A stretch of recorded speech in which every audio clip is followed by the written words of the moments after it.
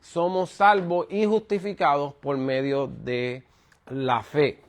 Después de esto se expone al camino de la piedad, que significa caminar con Jesús en los principios de Dios. El Pablo comienza a ampliar en esos temas, y por último, que fue el último que discutimos, judíos y gentiles y la misericordia que hay para todos. Aquí se extendía Pablo a hablar cómo esta misericordia no solamente fue aplicada al judío, sino que se extendió al gentil y al resto de la humanidad. Y terminamos con eso. Y el sexto tema, y el tema que vamos a comenzar hoy, es uno que se encarga de aplicar estas éticas espirituales a lo que es nuestra vida o la vida del creyente presente hoy en día. Así que vamos a comenzar con el capítulo 12, versículo 1. Yo no sé si usted está motivado, pero yo estoy sumamente motivado, porque el capítulo 12 en adelante lo que hay es caviar.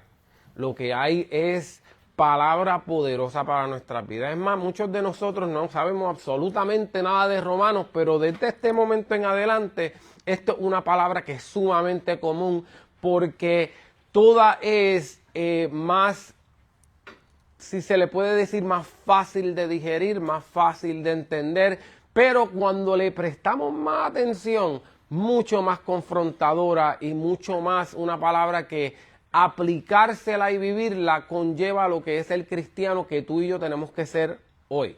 Así que esto es una enseñanza bien poderosa, y realmente le pido al Señor que no solamente de oídas estemos aquí, sino que realmente tomemos esta palabra y la apliquemos profundamente en nuestros corazones, ya que, como les estoy diciendo, conlleva lo que es la vida del creyente, conlleva lo que es la vida diaria de cada uno de nosotros. Así que vamos a gozarnos y a comer de este manjar que Dios tiene para nosotros. Amén.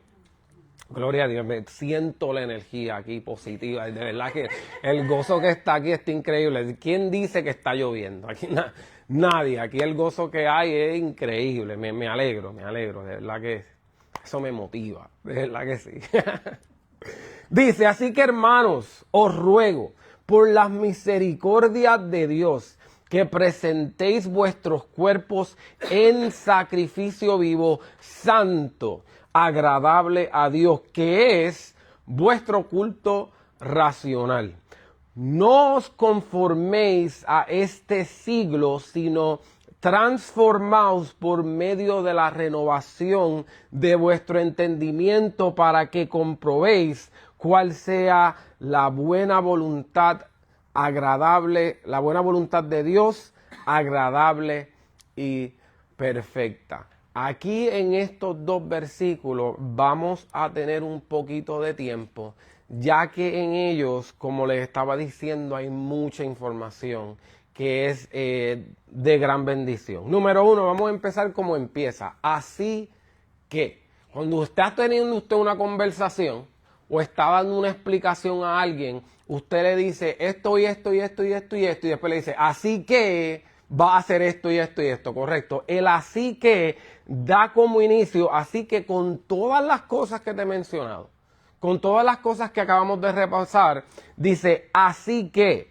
indica lo que es la manera de que nosotros como creyentes debemos de vivir. Tenemos que entender que primero viene la salvación y luego de esto viene la respuesta a la salvación. Primero nosotros, Dios nos salva, nos rescata a esta salvación que hemos recibido. De la misma manera, entendemos que es imposible que cuando el justo recibe esta palabra continúe viviendo de la misma manera. Amén.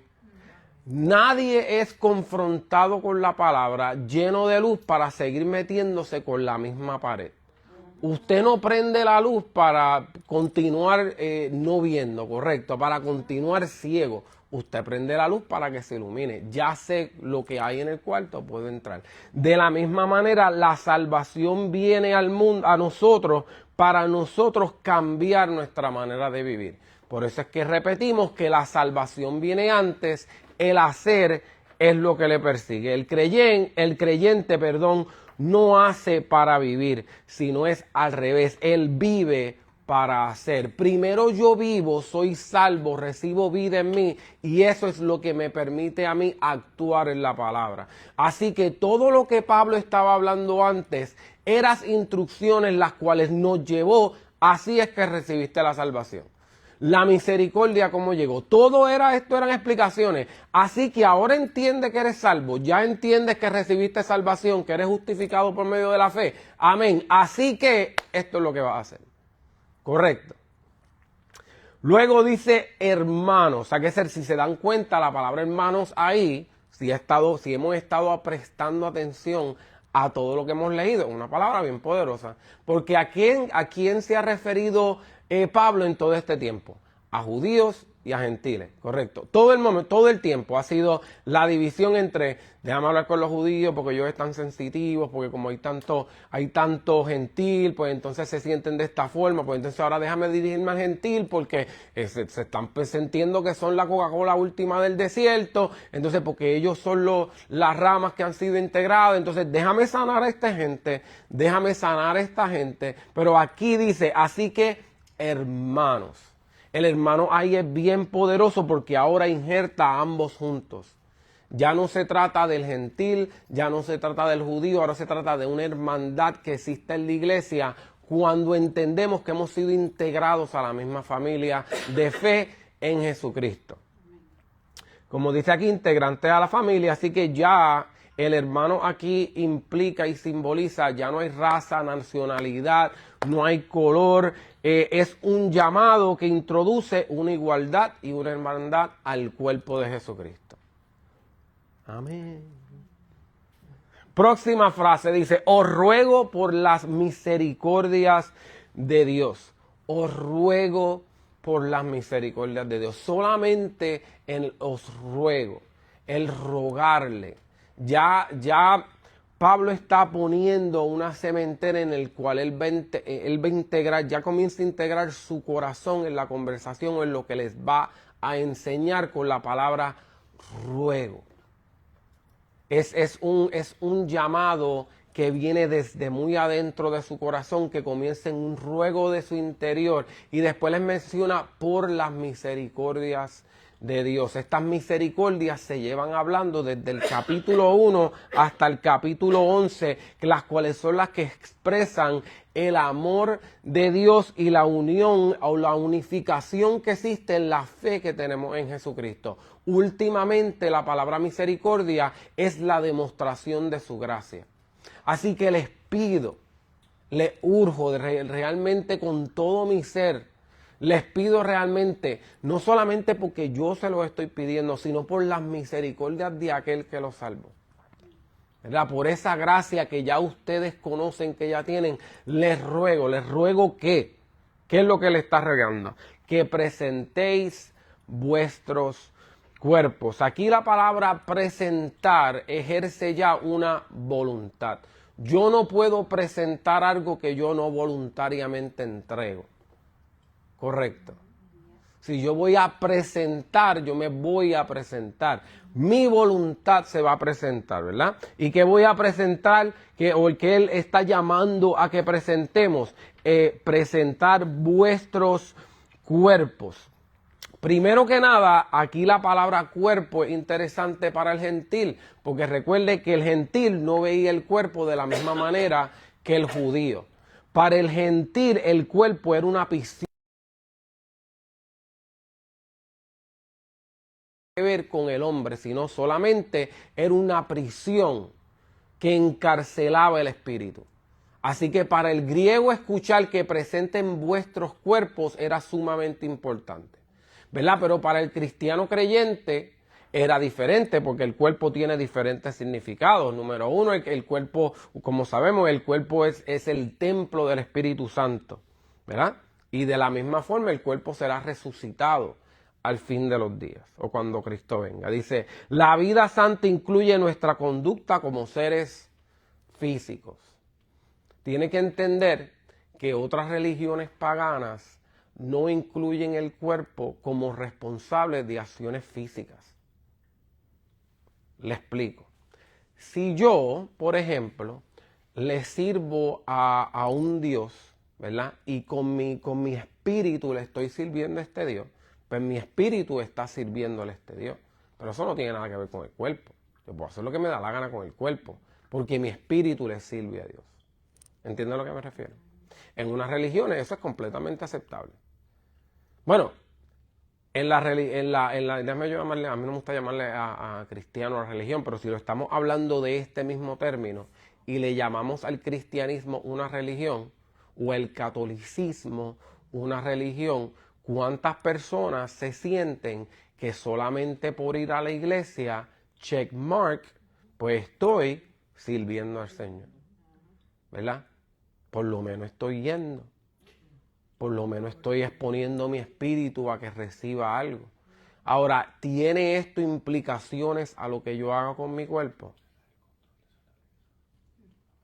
Lo que tenemos que entender es que para el creyente que lee la palabra, que se nutre de la palabra, tenemos que entender que nosotros adoramos al Señor no solamente con nuestro espíritu, sino que lo reflejamos en nuestros cuerpos. Nuestros cuerpos son parte de la adoración que le entregamos al Señor. La voluntad expresiva del cuerpo es donde está realmente el sacrificio. Así que tanto mi cuerpo es santificado, todo mi ser es santificado, pero mi cuerpo es lo que demuestra esta santidad, la acción que hago con mi cuerpo. Y por último, el cuerpo es donde la mente y el espíritu reinan, ¿verdad? El cuerpo es donde el espíritu y la mente reinan, ¿verdad? Y vamos a entrar, vamos un poquito más deep en eso, pero el espíritu integral en nosotros, la mente es lo que moviliza el cuerpo, ¿verdad? Y hace pues lo que el espíritu y la mente le ordenan que haga, ¿verdad? Ok. Y después dice, en sacrificio vivo. Esto es una frase extremadamente poderosa. Porque si solamente tomando la palabra sacrificio y vivo es confusa o tal vez contradictoria. Porque un sacrificio, ¿qué hacían con los sacrificios? Los mataban. No hay ningún sacrificio que haya salido de allí vivo. Porque el sacrificio era para eso mismo, para cuchillo y muerte. Así que ¿a qué se refiere a un sacrificio que sea vivo? Primero que nada, esto trae a la mente o trae a revelación lo que es morir por Cristo. Si usted se pone a pensar en esto y lo pongo para que usted lo analice, si hablamos de un sacrificio vivo, la mente se nos puede ir, por ejemplo, a Esteban, ¿verdad? ¿Se acuerdan de Esteban, el primer mártir? ¿Verdad? Y entonces nosotros decimos, ¿puedo ser yo ese tipo de sacrificio? ¿Puedo yo tomar la valentía suficiente para yo morir por Cristo? Para morir por el Señor. Y usted lo piensa y puede que al principio usted le cree un poquito de miedo, ¿verdad? Porque usted dice como que, mano, morir por Cristo, pero amén. Lo que requiere es valentía, ¿verdad? Tú dices, no, espérate, lo que requiere es un momento de valentía, porque ¿qué hace la muerte? Tú te mueres, it's over, estoy con el Señor, ¿verdad? Si tengo que morir por la fe, valentía. Digo, no, pues hay que morir por la fe, vamos allá, y vamos a morir y se muere y ya, y se acabó. Pero entienda lo que significa morir viviendo, porque no cambia el sacrificio. Si yo voy a hacer un sacrificio mañana, muero el día después, sacrificio vivo soy hoy, sacrificio jueves, sacrificio viernes, sacrificio sábado, ¿sabe algo? Sacrificio domingo, sacrificio lunes. Es un llamado extremadamente conformador, porque tú y yo estamos llamados a ser imitadores de Cristo diariamente y a morir a la carne diariamente y a morir al yo diariamente y entregarme yo a Él, amén, conscientemente entendiendo lo que estoy haciendo diariamente. Y muchas veces si lo pensamos de esa forma, tal vez ser un mártir por un día, no se escucha tan mal. Porque la realidad que nuestro llamado es ser sacrificios vivos.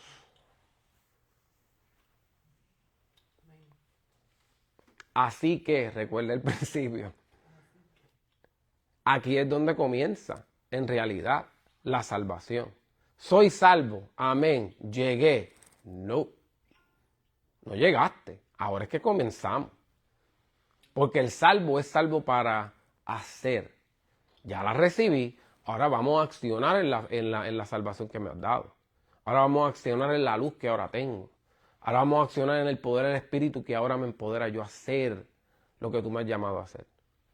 Entonces la vida del creyente ahora sí que se pone bien interesante. Porque es una llamada a acción. Y para nosotros accionar en el Espíritu, tenemos que morir a la carne. Y esto conlleva un sacrificio vivo.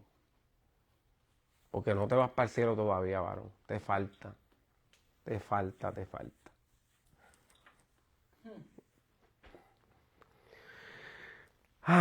Esto también da referencia, y si se acuerdan, a los sacrificios que se hacían en el Antiguo Testamento, que ya Dios estaba hastiado de ellos.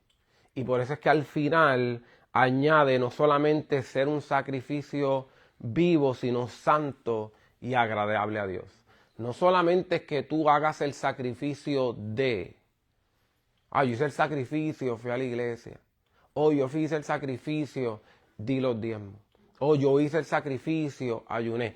No es solamente ese sacrificio, es ser un sacrificio que sea agradable a Dios, que salga del corazón puro, que no sea para recibir gloria, que no sea expuesto o corrompido por las cosas o nuestros deseos personales. Eso es lo que es un santo y agradable ofrenda a nuestro Dios. Cuando no es solamente es un acto vacío, sino es un acto hecho de nuestro ser en gloria y en bondad a Él. Después al final de este versículo dice que es vuestro culto racional. Culto racional es una frase sumamente interesante. ¿Por qué? Porque contiene dos cosas que en sí son relacionadas y en sí no. Por ejemplo, la palabra culto, usted la escucha y que esto empieza. Es un servicio de la iglesia, pues vamos para el culto. Pero entonces usted dice iglesia, esto es espiritual. Si usted dice la palabra racional, pues usted no está pensando en la iglesia, porque usted está pensando en la razón, en los pensamientos. ¿Dónde está el libro de matemáticas? Porque tengo que usar el razonamiento. Pero esta palabra une a las dos. Dice culto racional. Te da la importancia de estas dos palabras bien poderosas. Y vamos a hablar mucho hoy sobre lo que es la voluntad, porque el culto sí es espiritual. Gloria a Dios, siento la presencia, me muevo, ¿verdad? Siento el Espíritu Santo, pero a la misma vez tengo que entender que es algo racional. No es solamente lo espiritual. Estamos... Perdóname. Sí, no te fuiste en, tú sabes, espíritu poséeme, ¿entiendes? Hay gente que quiere caer en una posesión espiritual. Llévame, Señor Jesús, muéveme a mis manos. Abro la Biblia, Señor, abro los ojos. Gracias por hablarme, Señor. Eso es una posesión. Pero no. Estamos hablando de un culto que es racional. Un culto que está lleno del espíritu, pero está lleno de razonamiento. La mente.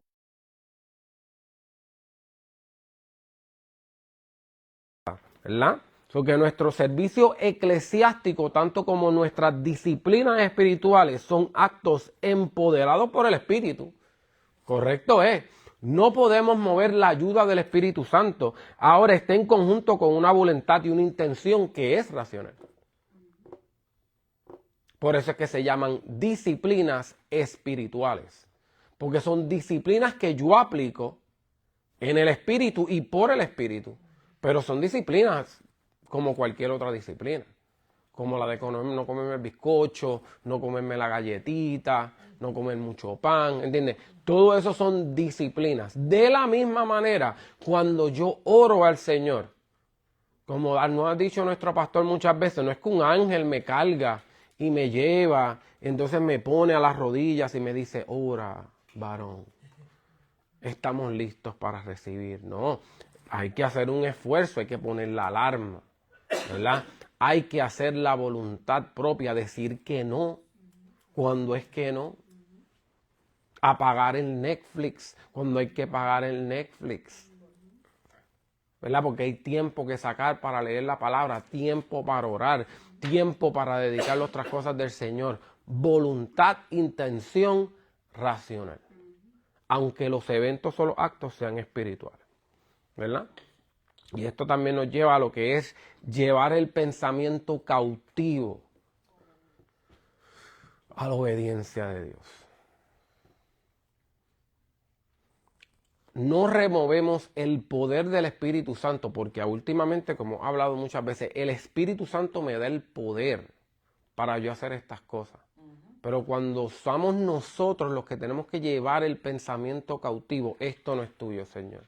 Y me pongo a cantar el corito, esto no es tuyo, Señor Jesús, y relato el salmo en mi mente. Estos pensamientos no son tuyos, estos deseos no son tuyos, Señor. Y yo comienzo a declarar palabra de fe sobre mi vida.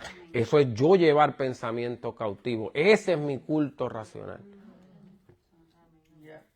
Así que en mi voluntad, ¿qué hago? Me presento como sacrificio vivo, grato y agradable a Él, porque esto es mi culto racional. Esto es mi vivencia diaria. Esto es lo que la salvación requiere de mí, que yo demuestre con acción aquello que tú hiciste.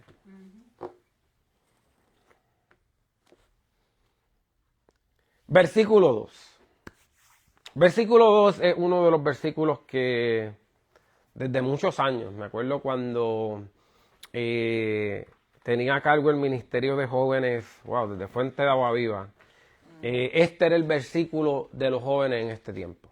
Muchos años lo dura, así que muchos años lo usamos, así que es un verso que hemos discutido muchas veces. Pero por eso es que quiero empezar en la parte final y no en el principio. Porque dice, no os conforméis a este siglo, sino transformáis por medio de la renovación de vuestro entendimiento. ¿Para qué? Y vamos a empezar con eso. ¿Cuál es el propósito? Dice, para que comprobéis cuál sea la buena voluntad de Dios, agradable y perfecta. Así que lo que él está diciendo antes tiene un motivo. Que para que comprobemos la voluntad de Dios. Que no solamente es una voluntad, pero me añade, es buena, es agradable y es perfecta. Pero primero me dice, para que comprobemos. Así que las acciones que yo voy a tomar antes tiene este motivo, para que comprobemos la voluntad. Perdón, la voluntad de Dios. Así que, como dije, para comprobar qué es cómo se promueve primero, tenemos que probarlo, por medio de una continua instrucción o experiencia. Lo que me refiero es, para yo comprobar algo, ¿verdad? Si a mí me dicen, Ruyos Pinchos son los mejores pinchos de la Florida Central de Kissimmee, se quedan con todo el canto. Yo les digo, eso suena excelente. ¿Dónde están los Ruyos Pinchos? Porque ¿qué tengo que hacer? Tengo que probarlo. Porque ¿cómo yo voy a saber si no lo he probado? Pues entonces para yo comprobar algo, pues tengo que seguir las instrucciones, ¿correcto? Tengo que seguir lo que tú me estás diciendo que haga, porque si no, no puedo comprobar que lo que tú me estás diciendo es cierto. ¿Verdad? Hay un nene en la escuela, increíble. Yo todavía no sé ni de dónde el nene lo sacó. Había una pizarra y le pusieron, usted sabe el Magic Marker ese, el Permanent Marker. Le pasan Permanent Marker a mi bendito board. Y yo como que, mano, me pasaron, y era permanent. Porque yo dije, DH se quedó así. Y el nene viene y me dice, pásale con el Expo Marker y después lo limpia. Y yo, chico, Pero si lo estoy limpiando hasta con el spray y no sale, ¿cómo tú me vas a decir que si le paso un Espomark y después lo limpio sale? ¿Pero qué yo hice? Vamos a comprobar si lo que tú dices es cierto. Cogí un Espomark y se lo pasé por encima. Y después lo limpié y salió. Y yo, mira qué fantástico. Así que usted lo puede probar si en algún momento le pasa, ¿verdad? Pásale primero con un Espomarker y después lo limpia con un pañito y sale. Es fantástico. ¿Cuál es la combinación ahí? Yo no sé, pero sale. Mi punto es que el punto de los químicos, exacto, la química, sí, amén. Bueno, el punto es que para yo comprobar que algo es cierto, primero tengo que probarlo. Así que dice, así que debemos de hacer, y esto es importante, así que debemos hacer consistentemente la instrucción para retribuir lo que ofrece. Por eso es que esta parte es tan importante yo entenderla antes de leer la instrucción. Porque recuerde, para yo conocer la buena voluntad de Dios, que es agradable y perfecta, tengo que primero seguir la instrucción. Yo no puedo recibir, para ponerlo como le está hablando nuestro amado apóstol Pablo, recibir la voluntad de Dios que es agradable y perfecta si yo no sigo las instrucciones que me da primero. ¿Correcto? Eso es lo que dice aquí. Ahora, ¿cuál es nuestro gozo? Dice también, si se dan cuenta, dice cual sea. ¿Verdad que dice cual sea? Dice cual sea. Cual sea es una frase bien interesante porque identifica la diferencia, las diferencias rumbos, los diferentes procesos, diferentes etapas, diferentes experiencias, cual sea la situación. Cual sea el momento de tu vida, todos tenemos vidas diferentes, experiencias diferentes, demonios diferentes que tenemos que pelear, tenemos diferentes situaciones. Pero cual sea la situación, es lo que dice aquí, cual sea, nosotros podemos comprobar algo. Y es que la voluntad de Dios es buena, es agradable. Y más que eso es perfecta. Qué poderoso, ¿verdad? Nosotros pensar aquí solamente que no importa la situación que hay en mi vida, no importa lo que yo he vivido, no importa lo que yo esté pasando, no importa cómo se ve el cuadro de mi vida. Si yo sigo la instrucción que dice aquí, yo voy a comprobar que la voluntad de Dios se hará en mi vida y es buena, y es agradable y es perfecta. Y si a alguien yo le voy a creer es a Dios. Si hay alguien en donde yo voy a poner mi confianza es en su palabra y en lo que Él dice. Amén. Y no voy a permitir que una situación dicte cómo yo me voy a mover en la vida, porque yo sé que si yo sigo esta instrucción, según la dice aquí, el resultado para mi vida va a ser, yo voy a comprobar su voluntad para mi vida. Y yo voy a saber no solamente eso, que es buena, es agradable y que es perfecta. Lo que sea que Dios tenga para mí, yo puedo estar seguro que estas tres cosas van a aplicar. Pero tengo que, ¿qué? Comprobarlo. Así que vamos a ver si estamos listos para la instrucción.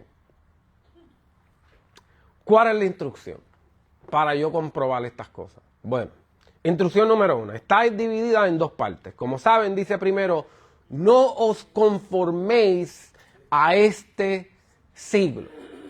No, antes de que nos salga la prepotencia cristiana, tenemos que entender que Pablo le está hablando a creyentes y diciéndole, no te conformes a este siglo. Significa que para yo no conformarme a un siglo, ya tengo que estar formado a ese siglo. Me explico. Si tú me dices a mí, no te conformes con ese trabajo porque tu potencial es más grande, significa que tú estás en el trabajo. Que te estoy diciendo que no te conformes. Correcto. Así que antes de yo sacar y solamente pasar esta palabra como que solamente es un llamado a no conformarme, primero tengo que entender que ya yo estoy formado a este siglo y mi trabajo es desconformarme. Es el reconocimiento que en mí desde mi niñez, desde mi crianza, desde que estoy siendo moldeado por este mundo, desde que comencé a vivir, yo he sido formado por esta tierra. Y hay desconformidad que tiene que salir en mí para yo conformar y aplicar el no conformarme a este siglo. Necesito entender, hay algo que tiene que desconformarse en mí. Así que un buen momento para vivir desconformados. Hay esto que está en mi vida, estoy desconformado con esto. Hay estas situaciones que salen en mi vida cuando me molesto, tengo que desconformar esto. Hay actitudes que hay en mí que salen cuando escucho esta palabra, o cuando escucho esta música, o cuando me dan estos olores. Tengo que desconformarme a cosas de este siglo que han aplicado a mi vida, me han formado. Tenemos que estar listos para desconformarnos. Después dice, solamente en el conformarse se refiere al hecho de dos cosas. Está el hecho de ser formado por un molde, ¿verdad? Lo que es no conformarse. Es el conformismo que se lo puede imaginar como un molde, ¿verdad? Cuando usted tira algo en un molde y coge la forma de ese molde. O de la otra forma que lo puede ver es cuando el alfarero tiene la base, ¿verdad? En su rueda y le da ¿qué? Le da forma, ¿verdad? Ahora,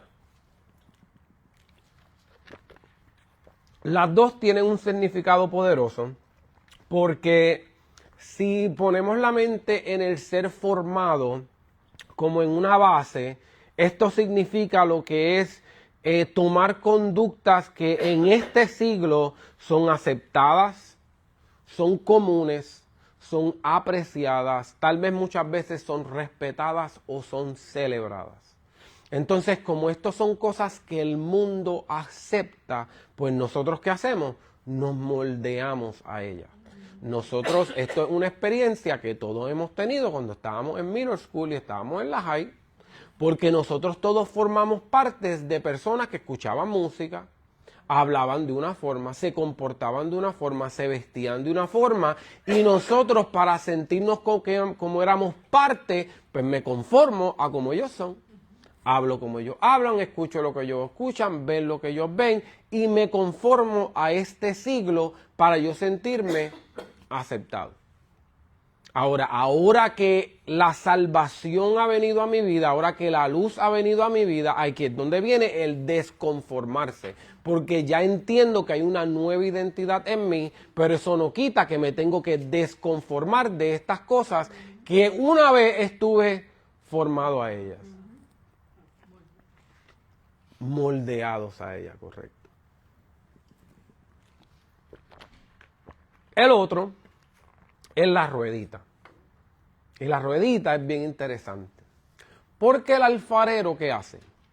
El alfarero pone el barro, le da vueltita y comienza a darle la forma que él desee. Entonces, ¿qué se refiere a eso? Es una persona que es formada por medio de ciclos, de temporadas, de situaciones, de sentimientos, de cosas que están sucediendo en su vida, y él lo que hace pues que se deja moldear por estas situaciones. Me hirieron, tomo forma. Me abandonaron, tomo otra forma. Me dejaron solo, tomo una forma. Me hicieron daño y comienzo a ser formado por situaciones y etapas en mi vida que me comienzan a mí a dar carácter e identidad. Entonces, estas dos cosas son las que Pablo se refiere cuando dice no te conformes a este siglo. Siglo no es necesariamente tiempo, siglo también puede referirse a ciclos de la vida. A momentos en el tiempo en el cual tú y yo somos sugestivos a ser formados, a recibir forma, a ser controlados por ellos. De la forma que mi carácter se desarrolla, de la forma que mi identidad se desarrolla. Y comenzamos a vivir en medio de patrones. Así que instrucción número 1, para que nosotros hagamos ¿qué?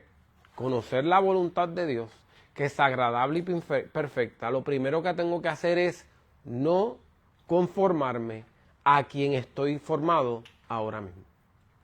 Tengo que desconformarme. Santiago 4, 1 al 4, vamos a ir rapidito. Santiago 4, 1 al 4. Santiago capítulo 4, versículo 1. Es que es un juego de palabras porque es Santiago 4, versículo 1, pero hasta el 4. ¿Entiendes? Entonces, pues, es que yo me gusta, lo hice a propósito, así, para que digan, ¿qué tú dices? Entonces, así se mantienen despiertos, ¿entiendes? Esto de dar clases, esto es psicológico, nosotros entramos en... Dice, ¿de dónde vienen las guerras y los pleitos entre vosotros? ¿De dónde vienen las guerras y los pleitos de dónde viene la riña, de dónde viene el bochinche, de dónde vienen las peleas, de dónde salen estas cosas? La contestación está, no es de vuestras pasiones, las cuales combaten en vuestros miembros, en sus propios interiores. De ahí no es que salen los pleitos y las peleas.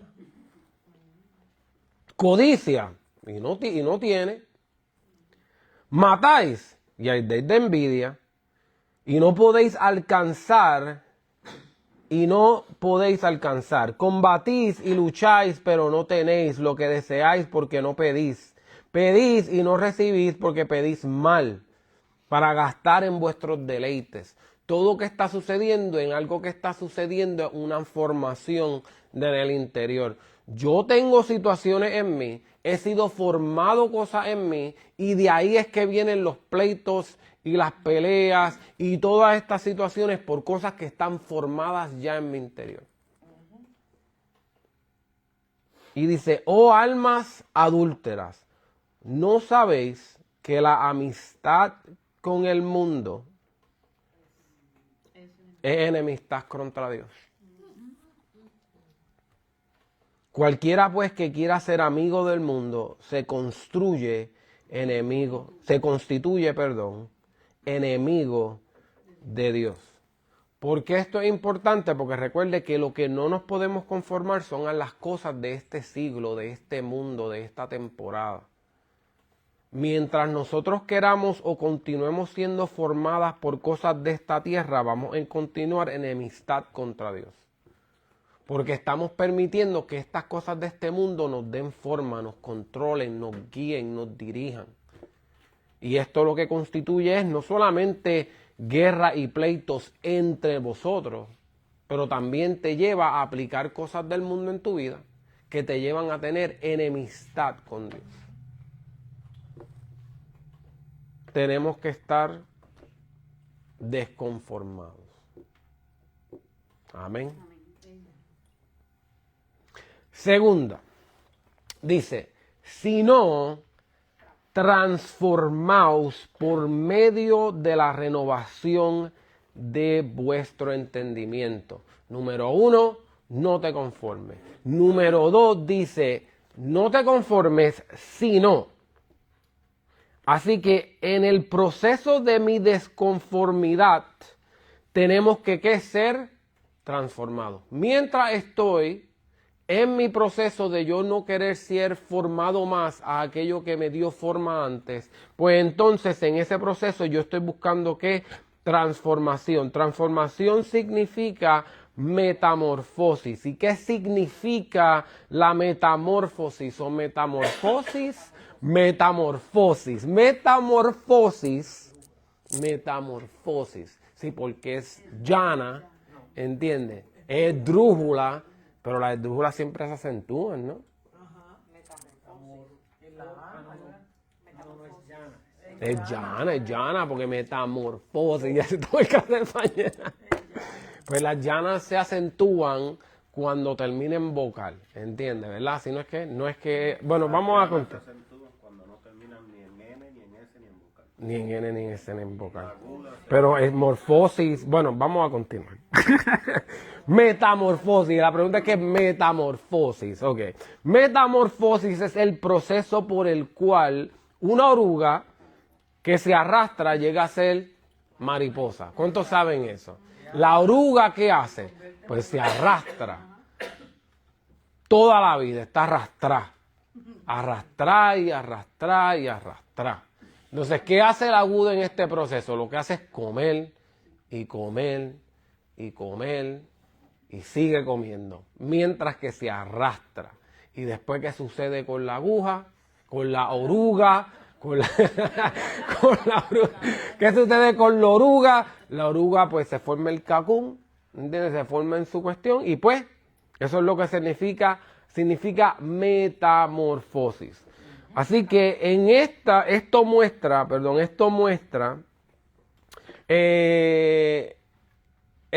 una ilustración sumamente gráfica de lo que sucede a una persona cuando se encuentra con Jesús, ¿verdad? Bien gráfica, sumamente gráfica. Porque Dios primero nos encuentra cuando nos encuentra a Jesús. ¿Cuándo es el encuentro que tenemos con Jesús? Cuando estábamos bien, cuando estábamos en la alegría. No, nos encuentra cuando estábamos arrastrados. Cuando nosotros estábamos arrastrándonos en esta vida, en nuestros miedos, en nuestro orgullo, en nuestras tragedias, en nuestros pasados, en nuestro dolor, en nuestros comportamientos repetidos. Mientras nosotros estamos arrastrándonos en la vida, ahí es que nos encuentra Jesús. ¿Y qué hace Jesús? El deseo de Jesús para cada uno de nosotros es sacarnos de ese estado y convertirnos en unas mariposas para que tengamos alas para volar. Eso es lo que hace Jesús en la vida del creyente. Ese es el propósito del cual nosotros somos transformados. Y si se ponen a pensar y si realmente analizamos, es realmente un milagro lo que sucede en la vida del creyente. Recuerde que estamos hablando de una transformación. No estamos hablando de salvación. Estamos hablando de ser transformados. No toda persona que ha recibido la salvación ha sido transformada. Amén. Correcto. So, el proceso de transformación, que vuelvo y les repito para que estemos todos aquí, dice, para que comprobemos cuál es la buena voluntad de Dios, agradable y perfecta. ¿Qué tengo que hacer? No conformarme y después ser transformado.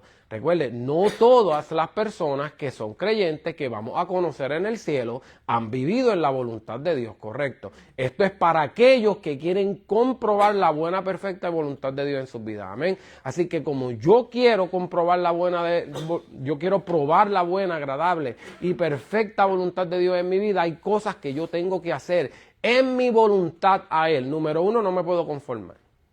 Y número 2, tengo que ser transformados. Y la transformación, como estamos hablando, vuelvo y les repito, es un estado en el cual la persona está arrastrada, Dios viene a su vida, el deseo es que tenga alas y vuele. Ese es el deseo del Señor. Eso es lo que Él desea que suceda en nuestras vidas. El Dios desea que su voluntad se cumpla en nosotros. Ahora, lo interesante de esto entender es que muchas veces nosotros menospreciamos lo que es una transformación. Muchas veces nosotros consideramos un milagro aquellas cosas que podemos ver exteriores. Por ejemplo, hay una persona que está enferma, le ponen las manos, Dios la sana, milagro, ¿verdad? Y eso a nosotros nos impresiona. Pero si nosotros vamos más allá y usted ahora mismo en su mente, usted piensa en una persona que realmente mentalmente está degenerada. Piense un momento. Piense realmente una persona que está atada en su delito, en sus pecados, en su comportamiento, en su manera de realmente está atado. Y usted un día ve a esta persona y está completamente renovada. Habla diferente, camina diferente, de la forma que habla es diferente. Eso es una transformación. Y si nosotros consideramos realmente lo que es ese cambio, realmente entendemos lo que significa una transformación genuina y real. Porque muchas veces pensamos en un milagro como algo sobrenatural. Y cuando realmente pensamos lo que es una transformación que comienza a surgir en la vida de una persona, que antes estaba atada, que antes estaba sus pensamientos lo que iban era al mal, su vida lo que iba era un rumbo de perdición y destrucción, y Dios se encontró con él, cambió su vida, le dio propósito. Ese tipo de transformación, eso es un milagro. Eso es algo poderoso que nos podemos gozar. Y si pensamos nosotros mismos en nuestras propias vidas, podemos tal vez identificarnos en este gran milagro. Porque ¿dónde estaba mi mente antes? ¿En qué cosas yo pensaba antes? Definitivo. Estamos muertos y nos trasladó del reino de las tinieblas al reino de su amado Hijo. Mientras estábamos muertos en delito y pecado. Correcto. Correcto. Así mismo. Es como que te cogió y porque tú miras para atrás y tú dices, yo no, ni conozco a esa persona. ¿Dónde yo tenía la mente? Es lo que decimos, ¿verdad? ¿Entiendes? Y comenzamos realmente a valorar lo que esta transformación que no solamente se incorpora en lo físico, toma transformación en los pensamientos, en las acciones. Y realmente si lo pensamos, Dios desea tomar gusanos como yo y convertirlos en mariposas. Porque realmente eso es lo que éramos, arrastrándonos en nuestros propios deseos y vanidades de la vida. Él desea transformarnos al punto que nuestro carácter refleje el de Él. Esto es lo que alude a la palabra como una nueva criatura y un nuevo nacimiento. Cuando hablamos de lo que es una nueva criatura, lo que es nacer de nuevo, esto es el lenguaje de transformación. Vayan conmigo a Juan capítulo 3. Juan capítulo 3. Yes. Ese proceso de transformación es precisamente en Primera de Juan, en el capítulo número 2. Primera de Juan, en el capítulo número 2, en el verso 15 dice, no améis al mundo, ni las cosas que están en el mundo. Si alguno ama al mundo, el amor del Padre no está en él. Porque todo lo que hay en el mundo, y él se describe cuáles son las cosas que están en ese mundo, que es lo que está en el pasaje romano. Para ser específico, ¿cuáles son esas cosas? Pues ahí te dice los deseos de la carne, la chuleta, los deseos de los ojos y la vanagloria de la vida. Eso no proviene del Padre, eso proviene del mundo. Y el mundo pasa y sus deseos también. Pero el que hace la voluntad buena, agradable y perfecta de Dios permanece para siempre. Hay una actividad que nosotros tenemos que hacer y tenemos que identificarnos con eso. O sea, no es solamente de Señor, transfórmame, cámbiame, no. El proceso incluye tu voluntad. Correcto. Tú tienes que hacer una parte. Y eso se discute mucho porque el problema es que queremos tirarle o le estamos echando toda la responsabilidad a Dios de la transformación. Toda la responsabilidad de Dios. La transformación viene, sí, pero tiene que haber la disposición del corazón de separarse de los deseos de la carne, de los deseos de los ojos y de la vanagloria de la vida. Si eso no está, es más difícil. No estoy diciendo que no se pueda, estoy diciendo para dar un espacio, estoy diciendo que es más difícil. Porque si yo sigo dándole rienda a la carne, pues olvídate. Entonces no va a funcionar. Ahí es donde viene, yo creo que, ¿qué es lo que está alimentando? ¿Cómo viene la transformación? Por medio de la palabra. Porque si no escudriñamos la palabra, si no seguimos escudriñando ahí, lo que vamos a seguir es operando en la carne. Realmente lo que vemos Eso es lo que se añade, eso es lo que actúa. Y si lo que estamos en la palabra, como decía ahorita yo, cuando vienen los pensamientos, entonces tú puedes llevarlo cautivo porque hay una palabra. Entonces no, la palabra a mí me dice. Y eso tú lo puedes combatir, pero que lo que tienes es mundo, calle, todo lo que dice, ¿cómo tú vas a combatir? Eso mismo le digo a mis hijos. Si lo que todo el tiempo estás escuchando, ¿cómo tú vas a poder darle a alguien si lo que estás escuchando no te... O sea, no hay nada. Entonces ahí es donde viene la transformación por medio de la palabra y cuando ahí controlamos, esta es la buena voluntad de Dios, agradable y perfecta. Esto es del mundo, esto no me conviene, esto no, entonces ahí uno puede hacer la... Y ahí que vienen las distracciones.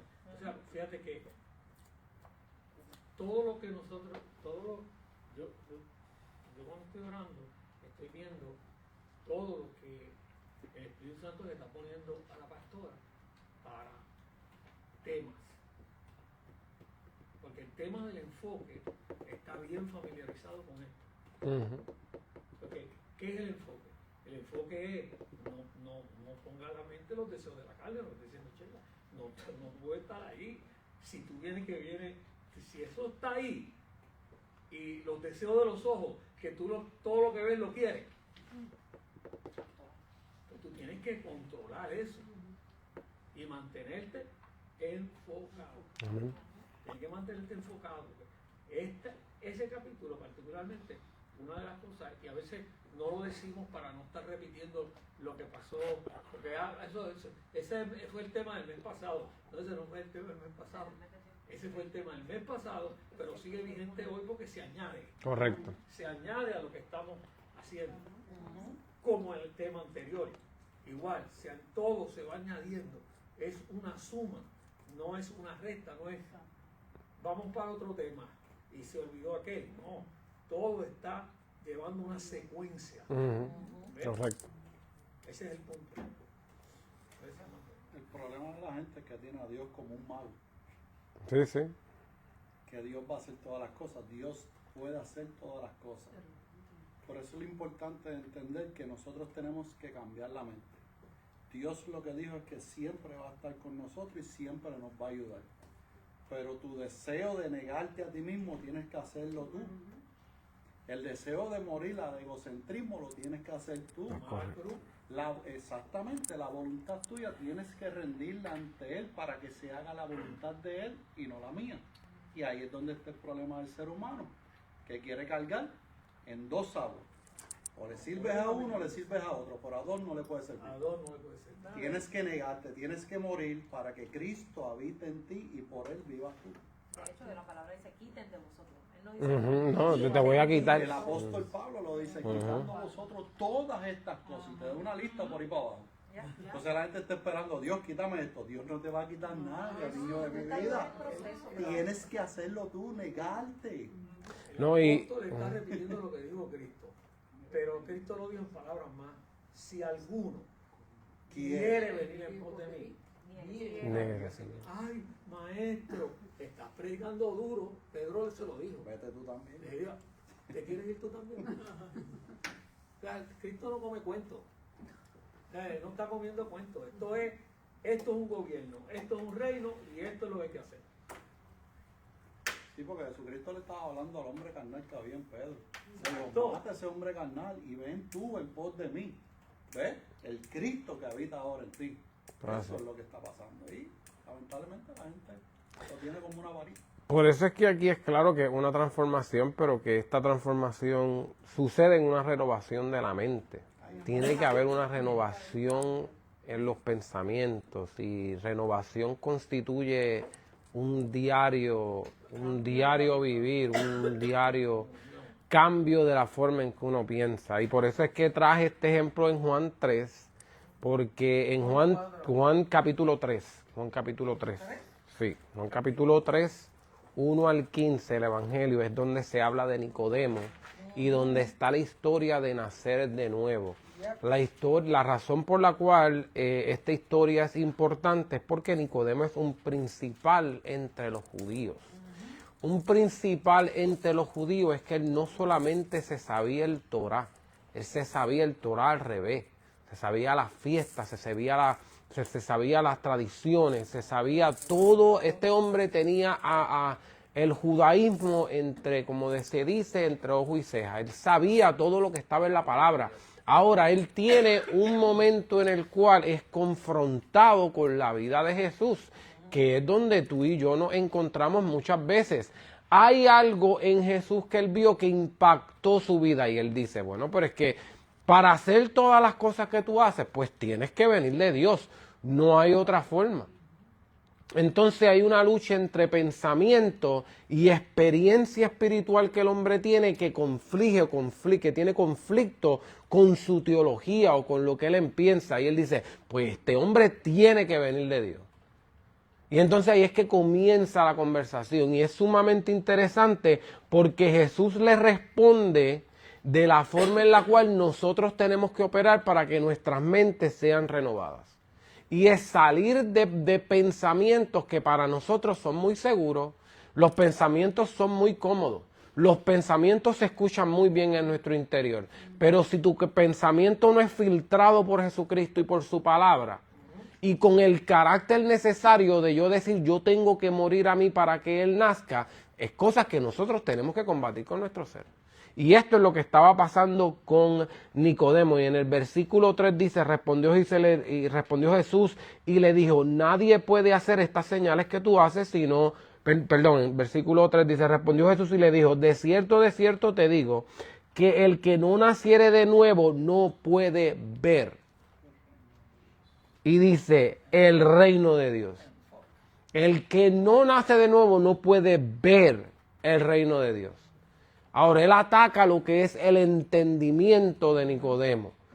Porque si tú no naces de nuevo, no vas a poder tener el entendimiento, no vas a poder recibir aquellas cosas. Entonces, después Jesús, Nicodemo le dice, ¿cómo puede un hombre nacer siendo viejo? ¿Puede acaso entrar por segunda vez al vientre de su madre y nacer? Respondió Jesús, de cierto te digo que el que no naciere de agua y del Espíritu no puede entrar en el reino de Dios.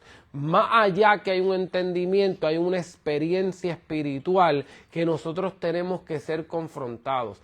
Ayer nosotros estábamos discutiendo esta pregunta sobre la imposición de manos, que esto me llega a mí aquí. Y es importante nosotros entender la diferencia de lo que es el entendimiento de ser lleno del Espíritu Santo y el entendimiento de yo tener una experiencia espiritual. ¿A qué me refiero? El pentecostalismo te enseña que si tú no estás tumbando sillas, sintiendo espíritu, rompiendo paredes, hablando en lengua, tú no has recibido el Espíritu Santo. Porque tú no has dicho saca maya, saca, entonces pues ¿qué sucede? Si alimenta, correcto. Si no habla lengua, no está, y si no hay Espíritu Santo, no hay salvación.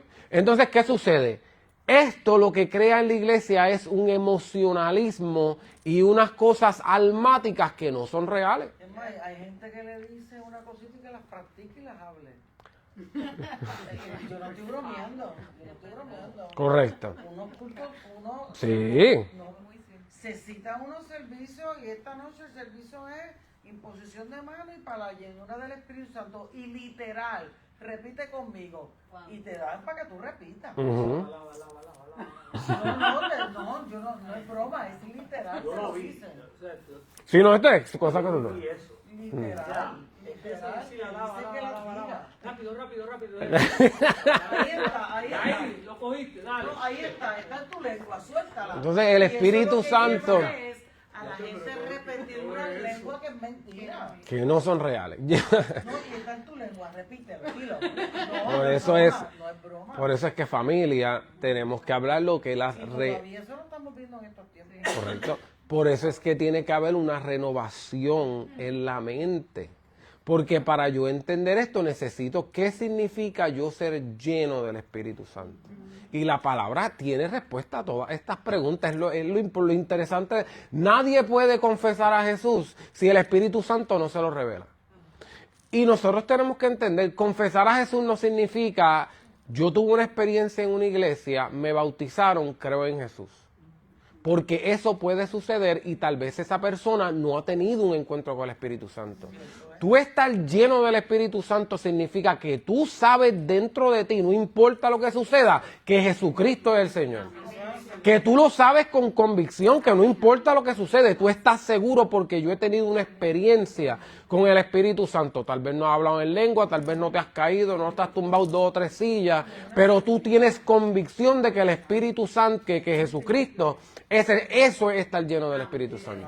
Entonces, muchas veces porque no entendemos la palabra, no hay una renovación en la mente porque realmente no permitimos que el Señor comience a trabajar con pensamientos en nuestra vida. Pero recuerde, para yo ser transformado tiene que ser mediante la renovación del entendimiento. Si mi entendimiento no es renovado, yo no puedo ser transformado. El hombre natural no percibe las Cosas cosas del espíritu. Correcto. Porque para eso es locura. Y eso es exactamente lo que Jesús le está explicando aquí a Nicodemo en el versículo 10. Le dice, respondió Jesús y le dijo, ¿eres tú maestro de Israel y no sabes esto? Dice, de cierto, que lo que sabemos hablamos y lo que hemos visto testificamos. Y no recibís nuestro testimonio. Si os he dicho cosas terrenales y no las creéis, ¿cómo creeréis si os dijere las celestiales? Nadie subió al cielo sino el que descendió del cielo, el Hijo del Hombre que está en el cielo. Y como Moisés levantó la serpiente en el desierto, así es necesario que el Hijo del Hombre sea levantado, para que todo aquel que en él cree no se pierda, mas tenga vida eterna. Esto en sí es poderoso y realmente no me da tiempo porque quiero por lo menos llegar al versículo 3 antes de irnos. Pero la realidad es que el Señor le está dando aquí a Nicodemo revelación que al momento el hombre no la puede entender. Se quedó bruto. Para mí eso es un ejemplo de razonamiento sin culto. Porque como estaba hablando ahorita de que culto racional. Correcto. Pues, Que es un ejemplo, seguro. Que no hay un culto, pero eso es poderoso, seguro que sí. Así que la transformación completamente establecida en las verdades y el dominio del reino de Dios. Eso es lo que es una transformación. Es una mente que está en constante renovación. Recuerden, no le dije que es una mente renovada. Es una mente que está en constante renovación. Yo estoy continuamente siendo renovado en mis pensamientos para yo continuar updating las verdades del reino en mi vida y que el dominio del reino de Dios sea lo que sea establecido en mí. Eso es ser transformado o estar en transformación. Eso es lo que se llama que eres salvo de pensamiento Todos los días. Todos los días. Esto de salvación es una cosa, pero eres salvo de pensamiento todos los días. Hay que hacerlo. Y escribí aquí por qué la mente, y que recuerde, porque la transformación es un acto espiritual, pero esto influye en la mente, la cual transfiere esa voluntad al cuerpo. ¿Entiendes? So, definitivamente todo el proceso del cristiano es un acto espiritual. Amén, porque es algo que lo hace Dios a través de su espíritu en nuestras vidas.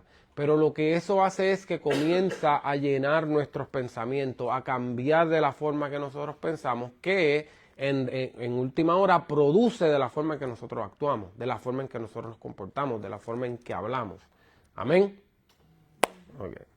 Versículo 3. Obviamente no vamos a terminar, pero quiero por lo menos introducirlo porque es lo que vamos a comenzar la próxima semana. Y quiero que algo que lo tengamos en oración por lo que conlleva y lo que significa lo que va a continuar hablando estos próximos capítulos. Entienda que del versículo 3 al 8 nos da la primera lección de lo que es una vida transformada o lo que es encaminándonos a una transformación.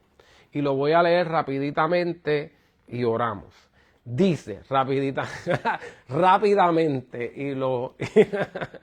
y oramos. Dice, digo pues, por la gracia que me es dada a cada cual que está entre vosotros, que no tenga más alto concepto de sí que el que debe tener, sino que piense de sí con cordura conforme a la medida de fe que Dios repartió a cada uno. Piense con cordura. Y mire lo que le añade del 4 al 8. Porque de la manera que en un cuerpo tenemos muchos miembros, pero no todos los miembros tienen la misma función. Así nosotros, siendo muchos, somos un cuerpo en Cristo y todos miembros los unos de los otros, de manera que teniendo diferentes dones según la gracia que nos es dada, si el de profecía, úsese conforme a la medida de fe, o si es de servicio en servir, o si es de enseñanza, enseña en la enseñanza, el que exhorta en la exhortación, el que reparte con libertad, el que preside con solicitud, el que hace misericordia con alegría. La lección que vamos a estar leyendo o aprendiendo, versículos 3 al 8, es cómo desarrollar un grado de estimación propia en el contexto de la iglesia y de sus ministerios. La lección, recuerde cómo empezamos el santo versículo. Así que, hermanos, por las misericordias de Dios, nuestros cuerpos como sacrificio vivo, agradable, que es vuestro culto racional. No os conforméis a este siglo, sino ser transformados por nuevo de la renovación del entendimiento, para que comprobéis cuál es la buena voluntad de Dios, agradable y perfecta. Esto es la introducción de la lección. Recuerde, ¿cómo nosotros vamos a comprobar la buena voluntad de Dios, que es agradable y perfecta? Siendo transformados. ¿Qué sucede? Por medio de una renovación, porque nosotros estamos llamados, como seres que hemos sido salvos, a presentar nuestros cuerpos como sacrificios vivos. Ese es el llamado. Somos salvos. ¿Qué vamos a hacer con esa salvación? Accionar en la salvación que se nos ha sido entregada, ¿verdad? Para nosotros comprobar estas cosas tenemos que ser transformados. Nuestras mentes tienen que ser vueltas a ser regeneradas en Él. Ahora, el primer punto para yo entender o comenzar una transformación trata con el ego de mi ser, que es lo que sucede en el Génesis. Y dice, la lección es cómo desarrollar un grado de estimación propia en el contexto de la iglesia y sus ministerios. Cuando hablamos de iglesia, obviamente estamos hablando del cuerpo de Cristo, y también estamos hablando de la iglesia en la cual nosotros, tú y yo, estamos congregándonos, ¿verdad? Ahí se refiere a sus ministerios, ¿ok? Y el problema central, de que quiero por lo menos decir, porque es que me encanta esta palabra, quiero dar por lo menos esta palabra, denme 3 minutos, porque es que esto es bien poderoso. Tuve que buscar la palabra cordura, ¿verdad? Porque es una palabra bien poderosa. Pero rápido para introducir. Primero dije que nos lleva al Génesis, que tiene que ver con el egoísmo. Y lo que sucede, este es el problema. Por eso es que quiero que nos vayamos de aquí orando por estas cosas. Porque tenemos que entender que cada persona, en cierto sentido, se considera ellos mismos como el más importante del mundo. Tú y yo, es la realidad, tú y yo nos consideramos en nuestro interior muchas veces, y dice en cierto sentido, como las personas más importantes del mundo. Pero ¿y por qué decimos esto? Porque la realidad de todo lo que yo experimento, pues viene de mí. ¿Entiendes? Cada persona es su propio mundo, cada persona crea sus propias realidades, su propio intelecto, de todo el mundo yo lo veo a través de mis ojos. Ahora, el ataque número 1 del cristiano es el egoísmo. Nosotros somos en naturaleza egoísta, egocéntrico. Pensamos en nosotros, queremos nosotros, nos amamos a nosotros. Y nuestra prioridad siempre es nosotros. Entonces, por eso es que el primer ataque que se le tiene que llevar a la transformación, o para yo comenzar a ser transformado, es yo comenzar a romper el yo que existe en mí. Y no voy a tener tiempo de leerlo todo, pero quiero por lo menos que se vayan con la definición. Esto es la definición regular de lo que es la palabra cordura. Porque dice ahí, ¿qué dice aquí? Que piensen con qué. No tenga más alto concepto de sí que debe tener, sino que piensen de sí con cordura. O sea, yo tengo que pensar de mí con cordura, ¿verdad? Ahora, ¿qué es la cordura? Porque no usamos esa palabra todos los días. Yo no sé, ¿estás pensando con cordura hoy, hermana? No es algo que usamos todo el tiempo. Así que la palabra cordura significa prudencia, sensatez, buen juicio. Cordura es una palabra que se refiere a la prudencia, a la sensatez. y al buen juicio, como dije. También se refiere a la normalidad en las facultades mentales. La cordura es una característica de la persona que es prudente y sensata. La palabra proviene del latín cordis, que alude al corazón, órgano considerado en la antigüedad como centro de las emociones y la mente. Cuando nosotros hablamos de cordura, tenemos que entender que es un problema que comienza en el corazón. Es de la forma que nosotros nos vemos a nosotros mismos. Y sé que les dije que era lo último que iba a leer, pero vayan a Filipenses 2 rapidito. Filipenses 2, para que esto nos vayamos espiritual y no solamente nos vayamos con una definición ahí, tú sabes. ¿Quién quiere cerrar con eso? No, vamos a cerrar con un pasaje bíblico, a ver, que nos llene. Filipenses 2, capítulo 1, ¿verdad? Y les prometo que no lo voy a explicar completamente y comenzamos aquí. Correcto, versículo 1. Pero quiero por lo menos que nos empapemos de esta palabra. Recuerda que les dije que tenemos que irnos de aquí esta semana orando porque tenemos que matar el yo. En nuestra transformación como creyente, en la nueva renovación de la mente en que estamos caminando para nosotros alcanzar la voluntad perfecta, agradable del Señor. Que tú quieres la voluntad de Dios para tu vida. Yo quiero la voluntad de Dios para mi vida. Yo quiero que su voluntad se exprese en mí. Así que si yo voy a seguir estos consejos. Que no me conforme a mí mismo, pues está bien, no me voy a conformar. ¿Sabes algo? Voy a estar desconformado con mi ser. Lo otro es que tú quieres, que me tengo que transformar la forma en que yo pienso. Pues vamos allá. Ahora, ¿qué es lo primero que tengo que atracar? El yo.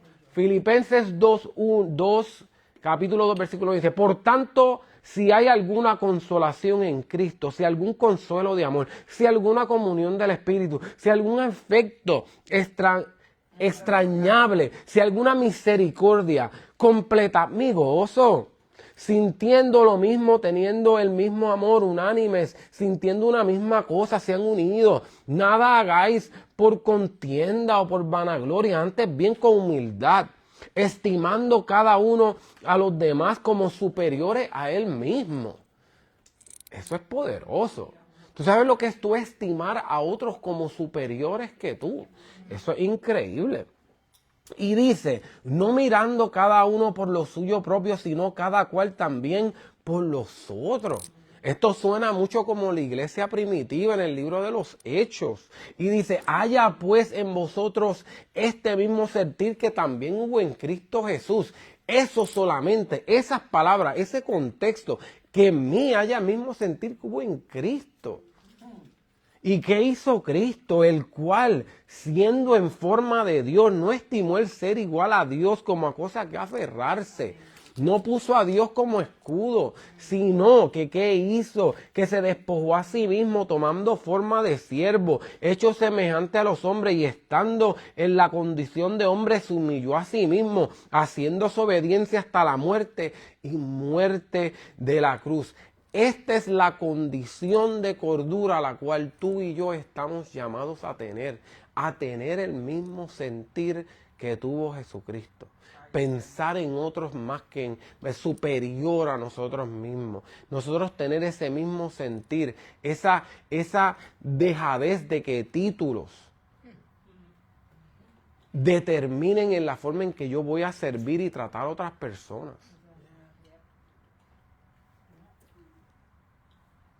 Juan, Perdón, hay algo bien continúa. interesante, porque dice, piense de sí mismo con cordura, conforme a la medida de fe que Dios repartió a cada uno.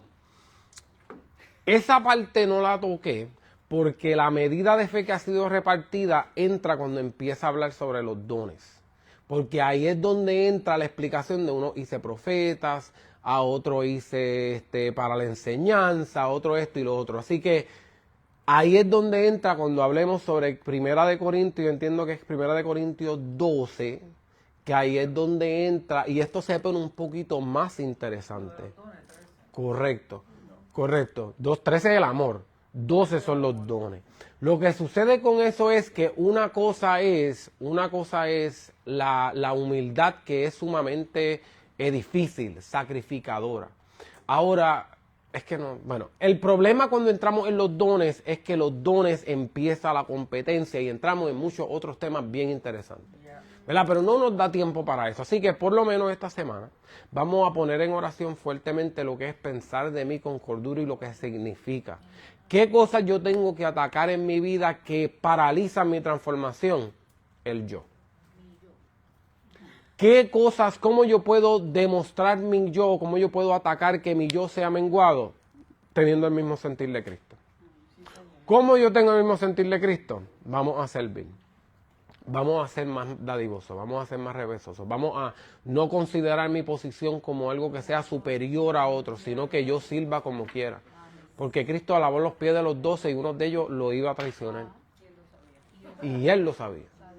¿Entiendes? Entonces nosotros tenemos que movernos y militar de esa forma como creyentes. Amén. Así que recuerden que estamos en camino a una profunda transformación de la renovación del entendimiento, que nos estamos encaminando a conocer la buena voluntad de Dios, que es agradable y perfecta. Así que eso me dice a mí que no importa lo que yo esté viviendo ahora mismo.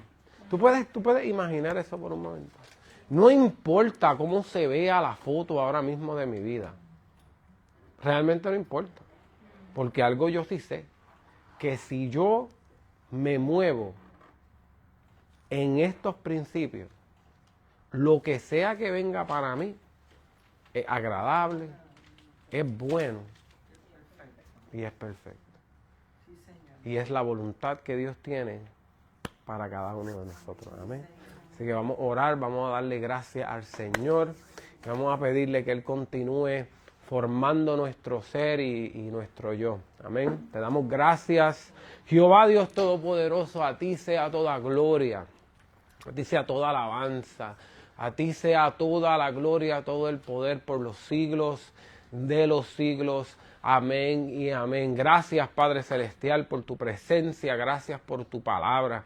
Gracias por la instrucción que tú nos das a cada uno de nosotros, Señor, y por tu presencia con nosotros en este tiempo. Padre, no solamente recibimos esta palabra que tú nos has entregado, Señor, pero la tomamos, Señor, la apreciamos, la abrazamos, Padre Celestial, y comenzamos a aplicarlas en nuestras vidas, Padre Celestial. Gracias porque tú no solo nos salvaste, Padre Celestial, no solo tuviste la gracia de venir y morir por nosotros para que tuviésemos salvación y fuésemos justificados ante ti, Padre Celestial, y que fuésemos libres de la culpabilidad del pecado, Señor, sino que también has traído a nosotros, Padre Santo, el deleite que podemos vivir esta vida haciendo tu voluntad, Padre Celestial, viviendo estas vidas con unas mentes renovadas, Padre Celestial, con unas mentes que están diseñadas para moverse y actuar en tu gloria, en tu poder,